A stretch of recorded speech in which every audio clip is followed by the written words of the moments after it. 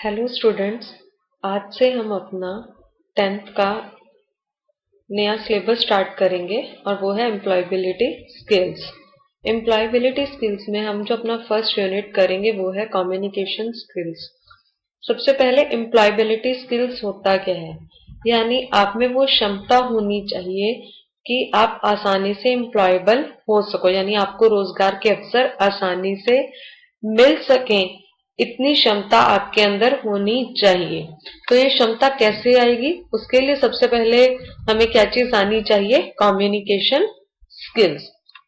Communication का मतलब क्या होता है?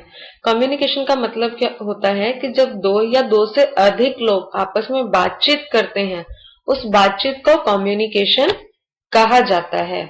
और कम्युनिकेशन स्किल्स मतलब कि हमारे में इतनी क्षमता होनी चाहिए, इतने अच्छे स्किल्स हमें आनी चाहिए कि हम अपनी बात किसी को भी आसानी से समझा सकें। तो हम फर्स्ट यूनिट आज अपना स्टार्ट करेंगे कम्युनिकेशन स्किल्स के साथ।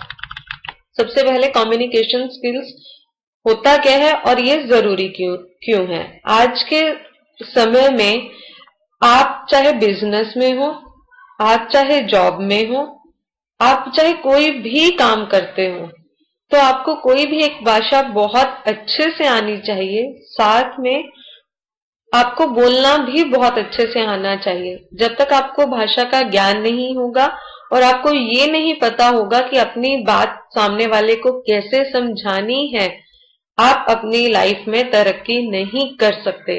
इसीलिए कहते हैं कि जो कम्युनिकेशन स्किल्स है वो आज के समय का सबसे प्रमुख लाइफ स्किल्स है। चाहे आप घर में हो, चाहे आप जॉब में हो, आप कहीं पर भी हो, चाहे आप स्कूल में हो, आपको अपनी बात दूसरों को आसानी से समझानी आनी चाहिए।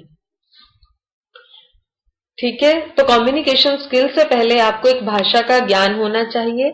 फिर आपको ये पता होना चाहिए कि उस भाषा में कैसे बोला जाता है, कैसे कम्युनिकेट किया जाता है। अगर आप स्टूडेंट हो, आप किसी भी भाषा में पढ़ रहे हो, चाहे आप हिंदी में अपनी बुक्स पढ़ रहे हो, चाहे आप इंग्लिश में पढ़ रहे हो, तो आपको उस भाषा में अच्छे से पढ़ना आना चाहिए, लिखना आना चाहिए, बोलना आना चाहिए और साथ में सुनना भी आना चाहिए। जब ये चारों चीजें आपके अंदर होंगी तभी आप अच्छे से कम्युनिकेट कर पाओगे। तो मेथड्स ऑफ कम्युनिकेशन, सबसे पहले जो कम्युनिकेशन शब्द है ये आया कहां से है। कम्युनिकेशन शब्द वो एक लैटिन भाषा के शब्द कम्युनिकेयर से आया है। लैटिन भाषा का शब्द है कम्युनिकेयर, उससे आया है हमारा शब्द कम्युनिकेशन। कम्युनिकेयर का मतलब होता है टू शेयर, यानी साझा करना, चाहे जानकारी हो, चाहे बात हो, कुछ भी साझा करना, वो क्या कहलाता है, कम्युनिकेशन। मैंने आप लोगों को पहले भी बताया कि आज के टाइम में जो कम्युनिकेशन है ये हमारी लाइफ का सबसे इंपॉर्टेंट स्किल है, सबसे इंपॉर्टेंट स्किल्स है ये हमारी लाइफ का।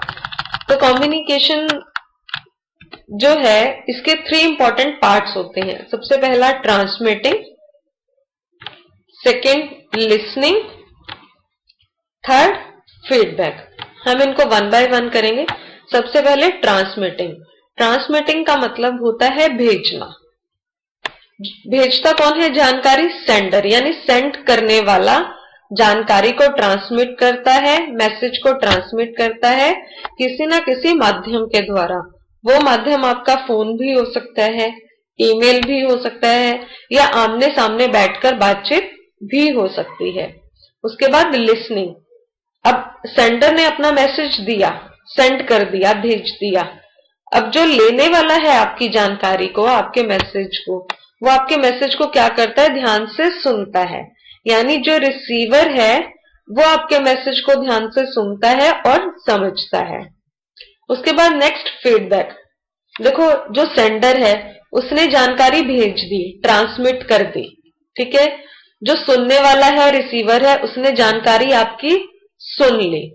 अब जो सुनने वाला रिसीवर है वो आपकी जानकारी को समझेगा और समझ के आपकी बात का जो जवाब देगा वो क्या कहलाएगा, फीडबैक।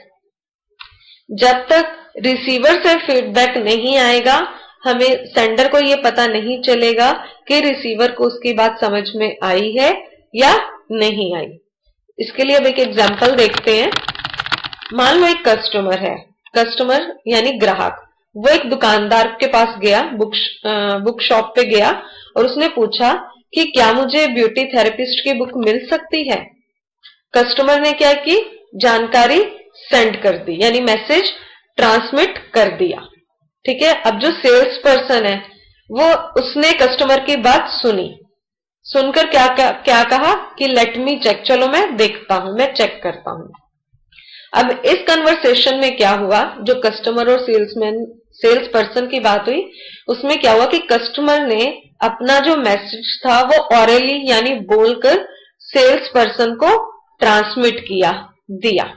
सेल्स पर्सन ने कस्टमर की बात सुनी। ठीक है। अब सेल्स पर्सन क्या कह रहा है कि हाँ मेरे पास ब्यूटी थेरेपिस्ट की बुक है। तो कस्टमर कहता है ठीक है, आप मुझे एक कॉपी दे दो।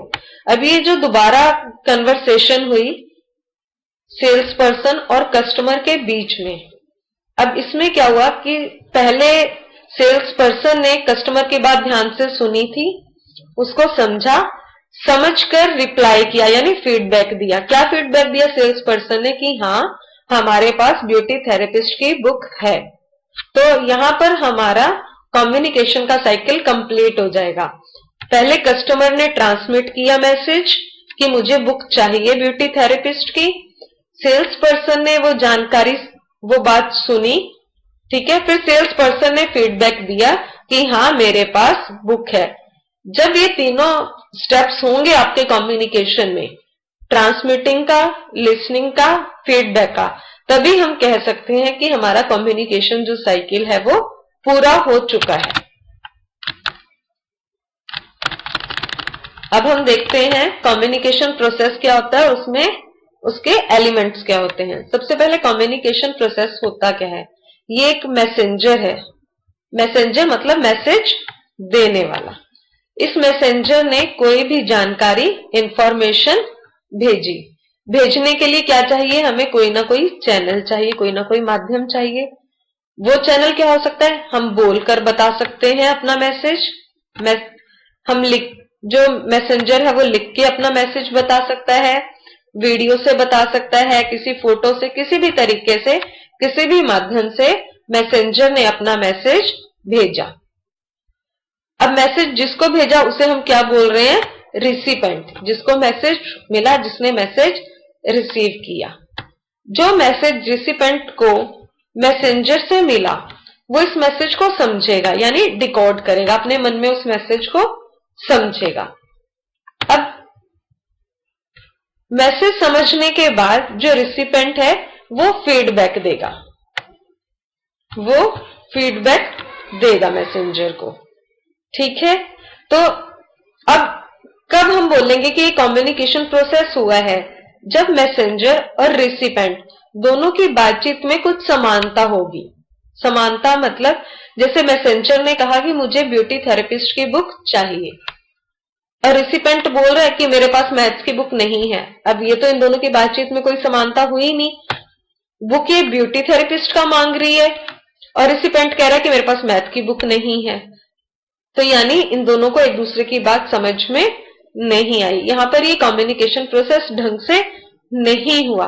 कम्युनिकेशन प्रोसेस तभी ढंग से माना जाएगा जब दोनों की बातचीत में कुछ समानता होगी। अब कम्युनिकेशन प्रोसेस के एलिमेंट्स कौन कौन से होते हैं, मुख्य तत्व कौन कौन से हैं।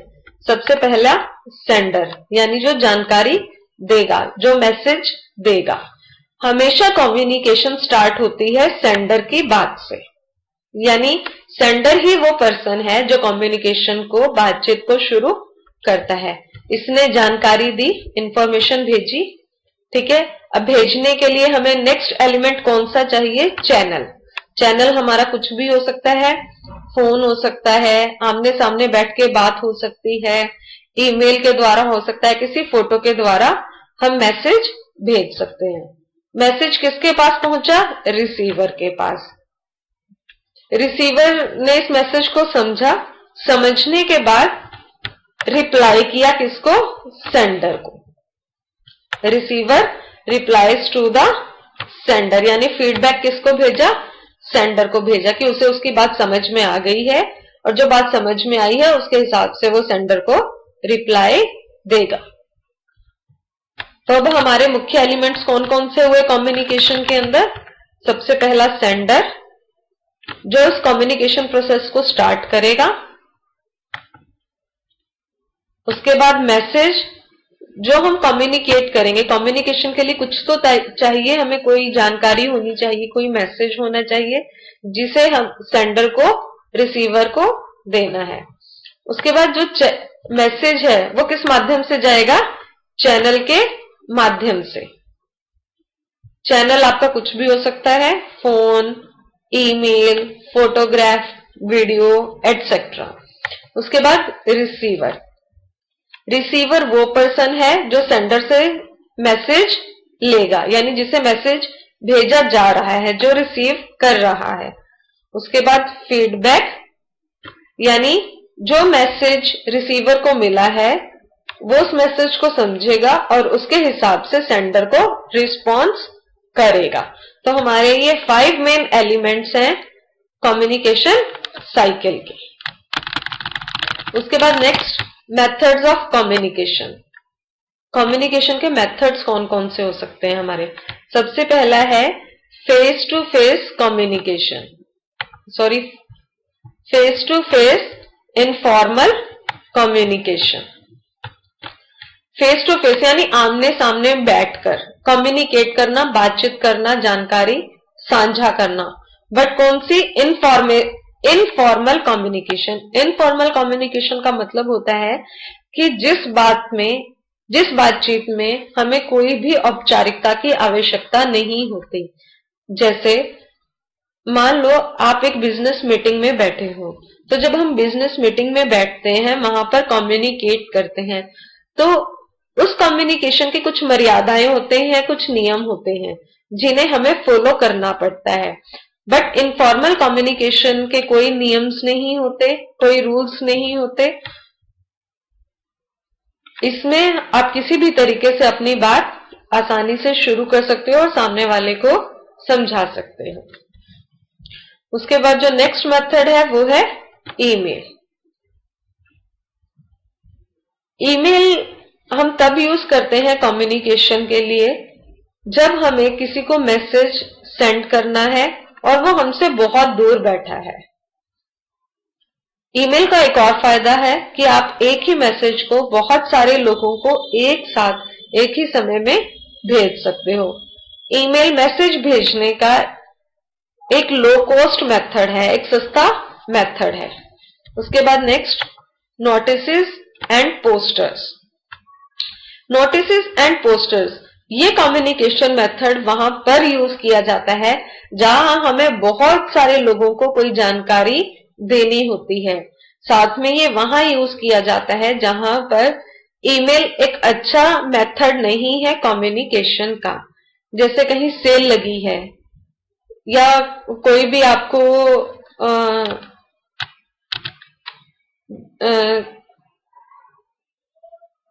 सेल, जैसे कहीं पर कोई सेल लगी है या आपको अपने बिजनेस की प्रमोशन करनी है, एडवर्टीजमेंट करनी है, तो हम किसका सहारा लेते हैं? नोटिसेस और पोस्टर्स का। उसके बाद बिजनेस मीटिंग्स। बिजनेस मीटिंग्स वो होती है जो एक बहुत बड़े ग्रुप को एड्रेस की जाती है, जिसमें एक पर्सन बोलता है और बाकी सारे सुनते हैं। ये बिजनेस मीटिंग्स जो कम्युनिकेशन मेथड है, ये बिजनेस के पर्पस के लिए यूज किया जाता है। नेक्स्ट, अब अदर मेथड्स फॉर कम्युनिकेशन। जो हमने ऊपर अभी मेथड्स पढ़े हैं, face to face, informal communication, email, notices and posters और बिजनेस कम्युनिकेशन, इसके अलावा और भी बहुत सारे मेथड्स हैं कम्युनिकेशन के जिसके द्वारा हम जानकारी रिसीवर तक पहुंचा सकते हैं। जैसे कि सोशल नेटवर्किंग साइट्स हो गई आपकी, फेसबुक, ट्विटर, आप फोन के द्वारा मैसेज पहुंचा सकते हो, न्यूज लेटर के द्वारा, ब्लॉग्स के द्वारा। तो ये हमारे हैं other methods of communication. But ये जितने भी मेथड हमने पढ़े हैं, हमें कैसे पता चलेगा कि कौन सा सही मेथड है हमारे कम्युनिकेशन का, कि हमें किस टाइम कौन सा मेथड चुनना चाहिए कम्युनिकेशन के लिए? तो ये डिपेंड करता है सबसे पहला टारगेट ऑडियंस पे, कि जिसको आपको जानकारी देनी है, जिसको आपको मैसेज देना है, वो ऑडियंस कैसी है।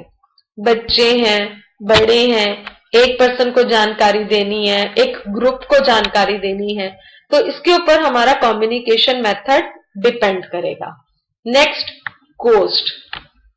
कोस्ट पर भी हमारा कम्युनिकेशन मेथड डिपेंड करेगा, कि अगर कोई पर्सन है जिसको आपको जानकारी देनी है, वो आपके पड़ोस में ही रहता है, तो आप उसे मिलकर भी जानकारी दे सकते हो, मैसेज दे सकते हो। बट अगर आप कुरुक्षेत्र में रहते हो और जिसको जानकारी देनी है वो दिल्ली में रहता है, तो आने जाने में तो पैसा बहुत खर्च हो जाएगा। तो उसमें अच्छा मेथड है या तो हम ईमेल के द्वारा कम्युनिकेट करें या फिर फोन से कम्युनिकेट करें। नेक्स्ट, टाइप ऑफ इंफॉर्मेशन, कि आपकी जानकारी किस प्रकार की है, छोटी जानकारी है, बड़ी जानकारी है, इंपॉर्टेंट है, उस पर हमारा कम्युनिकेशन मेथड डिपेंड करेगा। नेक्स्ट, प्रायोरिटी, यानी आपकी जो जानकारी है वो कितनी जरूरी है सामने वाले तक पहुंचाना। तो उस जानकारी पर भी डिपेंड करेगा कि हम कम्युनिकेशन का कौन सा मेथड चुने।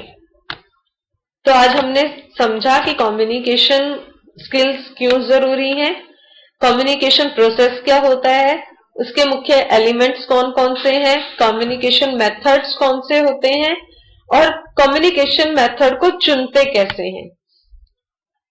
Thank you.